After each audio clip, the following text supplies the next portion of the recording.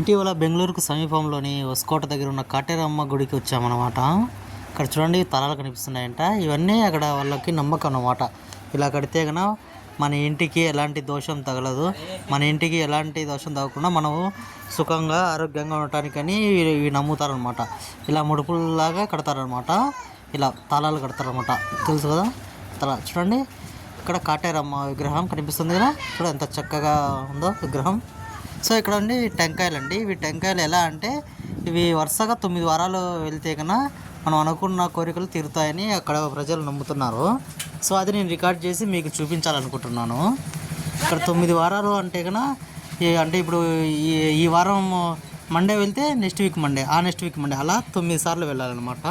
అలా వెళ్తే కన్నా మనకు కాటేరమ్మ మనకు అనుగ్రహించి కోరికలు తీరుతాయని ఇక్కడ ప్రజలు నమ్ముతున్నారు.